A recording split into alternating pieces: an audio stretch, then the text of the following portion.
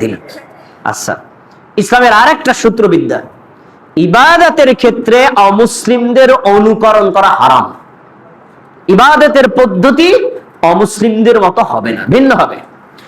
রাসূল সাল্লাল্লাহু আলাইহি ওয়াসাল্লাম নিজে যখন রোজা রাখছেন, সাহাবীরাও যখন রোজা রাখা শুরু করলেন, তখন কতিপয় সাহাবী আমাদেরকে বলছেন, আল্লাহ রাসূলকে বলছেন, ইয়া রাসূলুল্লাহ, আপনি যে এই দিনে রোজা রাখেন, ইহুদিরাও রোজা রাখে, এই দিনে রোজা রাখেন, খ্রিস্টানরাও রোজা রাখে, তাহলে ইহুদিদের রোজা আমাদের রোজা পার্থক্য কি? খ্রিস্টানদের রোজা আমাদের রোজা পার্থক্য কি? আপনি তো আমাদেরকে শিক্ষা দিয়েছেন ইবাদতের ক্ষেত্রে অমুসলিমদের অনুকরণ করা যাবে না, কিন্তু অনুকরণ তো হয়ে গেল। তখন আমাদের বলছেন, শোনো, ফাইযা কানা আমুল মুকবিল সুন্নাহ ইয়াউম আত-তাসি ইনশাআল্লাহ, আগামী বছর যদি আমরা বেঁচে থাকি তাহলে মুহররম মাসের 9 তারিখেও রোজা রাখবো, 10 তারিখেও রোজা রাখবো। 10 তারিখ হলো মুসা আলাইহিস সালামের শুকরিয়ার জন্য, 9 তারিখ হলো ইহুদি এবং নাসারাদের মানে সিয়ামের মধ্যে, মুসলিমদের সিয়ামের মধ্যে পার্থক্য করার জন্য। তাহলে আপনি আজকের দিনে যারা রোজা রেখেছেন, এটা হলো মুসা আলাইহিস সালামের শুকরিয়ার জন্য, নবী সাল্লাল্লাহু আলাইহি ওয়াসাল্লাম রেখেছেন, সাহাবীরা রেখেছেন, সেজন্য আপনি রাখলেন। আর গতকালকে যারা রেখেছেন, এটা হলো অমুসলিমদের রোজার আমাদের রোজার মধ্যে পার্থক্য করার জন্য। গতকাল যারা রাখতে পারেন নাই, আজকে রাখবেন, আবার আগামী কালকে রাখবেন, 9-10 অথবা 10-11। আচ্ছা, আমরা এখান থেকে আরেকটা শিক্ষা পেলাম, সেটা হলো যে আশুরার সিয়াম, ইহুদিদের সিয়াম আর মুসলিমদের সিয়ামের মধ্যে পার্থক্য আছে না নাই? খেয়াল করে শুনতে হবে, পার্থক্য আছে না নাই?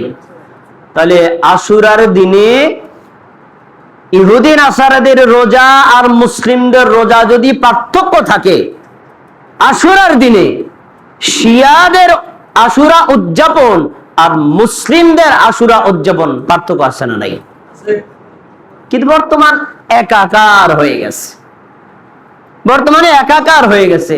শিয়াদের কার্যক্রমের সাথে মুসলিমরা জড়িত হয়ে যাওয়ার কারণে এখন এইটাতে শিয়াদের দিন না মুসলিমদের দিন, এই কার্যক্রমে পার্থক্য করা যায় না। কিন্তু আপনাকে পার্থক্য করতে হবে, কারণ আপনি কি শিয়া না মুসলিম? আপনাকে জিজ্ঞাসা, মুসলিম।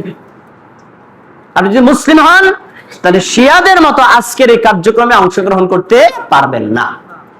এখন আজকের এই কার্যক্রমে যে শিয়ারা যে সকল কাজ কর্ম এবং কথাবার্তা বলে, তার ভিতরে ইতিহাস বিকৃতি এবং সাহাবীদের সমালোচনা, অনেক শিরকি, বেদাতি, কুসংস্কার, অপসংস্কৃতি এর ভিতরে যুক্ত, যার সাথে প্রকৃত মুসলিমের কোনো সম্পর্ক থাকতে পারে না।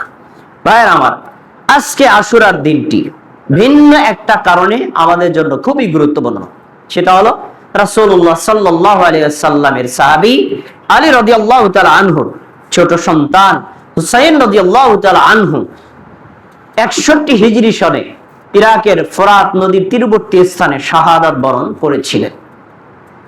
ঐতিহাসিকভাবে ঘটনা আমাদের থেকে শেখার আছে, জানারও আছে, কিন্তু আমরা রোজা কি সেই হুসাইন রাদিয়াল্লাহু তাআলা আনহুর শাহাদাতের শোকের জন্য রাখবো, না মুসা আলাইহিস সালামের মুক্তির শুকরিয়ার জন্য রাখবো? মুসা আলাইহিস সালামের মুক্তির শুকরিয়ার জন্য রাখবো। আসুন তাহলে শিয়ারা আশুরা দিবস উপলক্ষে কি ইতিহাস বিকৃতি ঘটিয়েছে আমরা একটু জানার চেষ্টা করি। বিশাল বড় ইতিহাস।